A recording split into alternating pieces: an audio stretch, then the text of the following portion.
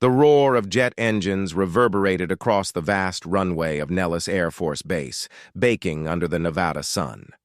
Even among the dozens of aircraft that dotted the airfield, there was one that seemed to swallow the horizon, a twin-tailed titan of steel and speed. The F-15E Strike Eagle, often described as the heavyweight of the skies, towered over its leaner cousins like a prize fighter standing amid rookies. Its body bore the scars of 1,000 sorties, faded paint, faint streaks from high-altitude frost, and maintenance panels worn from constant use. But beneath the surface was precision, power, and a reputation earned through decades of missions that never made the news. Inside the cockpit, Captain Reed Marshall adjusted his harness with instinctive ease. A veteran with over 2,000 flight hours logged, Marshall had seen both the thrill and the trauma of airborne warfare. His co-pilot, Major Lena Rios, sat beside him, eyes scanning her console with quiet intensity. The WSO, Weapons Systems Officer, was responsible for every missile, bomb, and sensor the jet carried. She didn't speak much during prep, preferring instead to enter a meditative focus. Between them, a silent rhythm had formed over the past year, a mutual understanding that didn't need words. Today's mission wasn't combat, at least not officially. It was part of a joint training exercise simulating hostile intercepts over contested airspace. But Marshall knew better than to take such flights lightly. Training was where edges were sharpened and mistakes, though controlled, were remembered. He'd seen pilots break mentally in training, confident one moment, shaken the next by a minor failure amplified under pressure.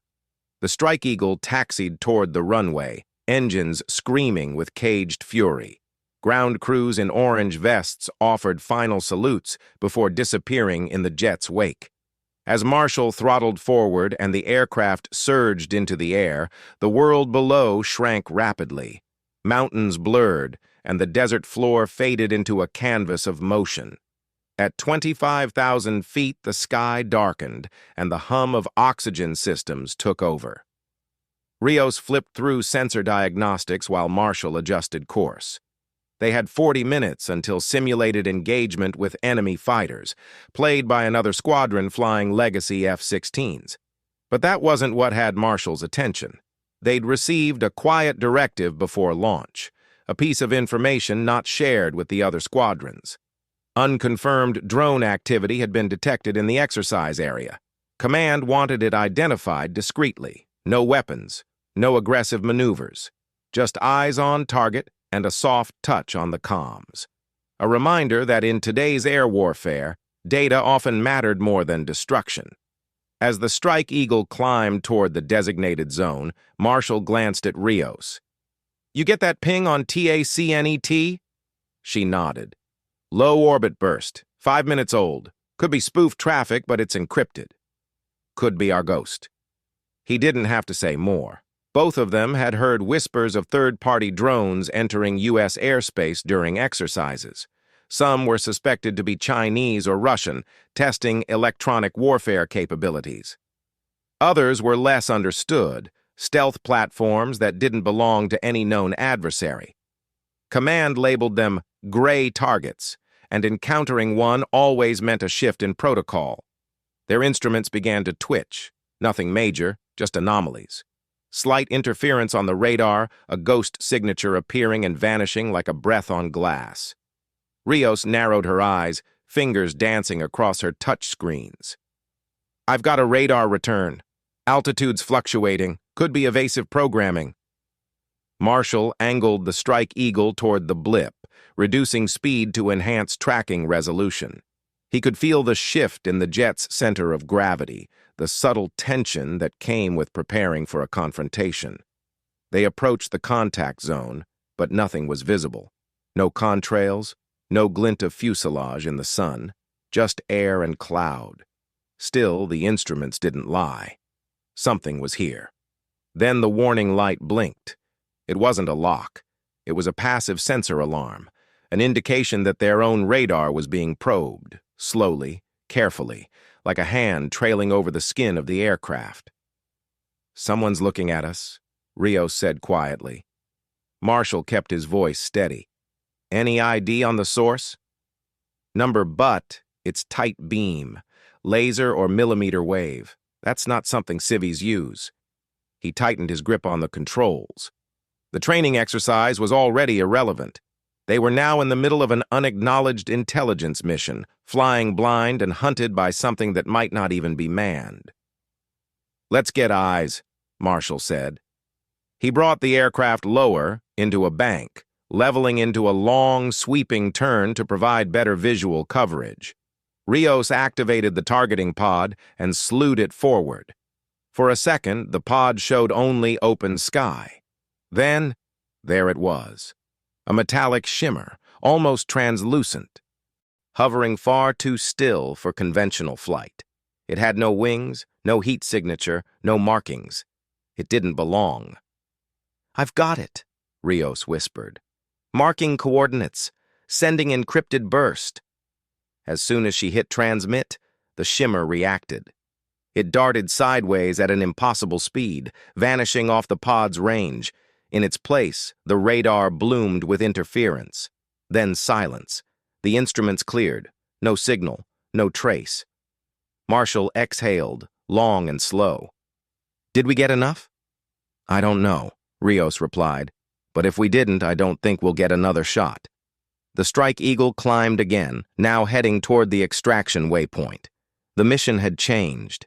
They'd seen something that wasn't supposed to be there, and now the responsibility of reporting it fell squarely on them. Intelligence teams would pore over the footage. Analysts would argue. But the burden of knowing, the surreal weight of flying face-to-face with an unknown, was theirs alone. They wouldn't be debriefed in the standard room this time. There would be black folders, locked doors, and instructions not to talk. But for now, at altitude, above a world that had momentarily revealed something it was trying to hide, Marshall and Rios flew in silence. And somewhere below, whatever had been watching them was already gone. Back on the ground, the air inside the debriefing room was tense, sterile, and lit by the dim glow of classified monitors. Captain Reed Marshall and Major Lena Rios sat across from two intelligence officers in civilian clothes, observers with clearance levels higher than rank. The footage from the targeting pod had already been analyzed. Freeze frames lined the screen, each more ambiguous than the last. The object's shape remained elusive, defined only by motion and disruption rather than form. There was no consensus on what they'd seen, only that it was real, and that it wasn't supposed to be there. Marshall leaned forward, arms crossed. We didn't make contact. No comms, no weapons lock, nothing aggressive. It moved on its own, avoided exposure, and disappeared the second we pinged its location. One of the analysts, a thin man with hollow eyes and a flat tone, responded, "We're reviewing signal echoes now. No transponder, no ID, no matching propulsion signature. Whatever it is, it either didn't want to be seen or didn't care if we couldn't understand it." Rios said nothing. She kept her gaze on the image of the object, one frame captured in perfect alignment, hovering, silent, undefined. For her, it wasn't just about identification. It was about intent. That thing had scanned them. The sensors confirmed it, and when they responded with their own scan, it didn't run. It vanished. That wasn't retreat. It was calculated. Within hours, they were cleared from base and moved to a temporary command post in Arizona. No explanations, just orders and transportation. The shift in protocol was clear. Their mission report had triggered something larger, an interagency response and possibly international interest. They were now observers in a situation they'd accidentally walked into. The facility was buried under desert camouflage and chain-link fences. Inside, a new team briefed them.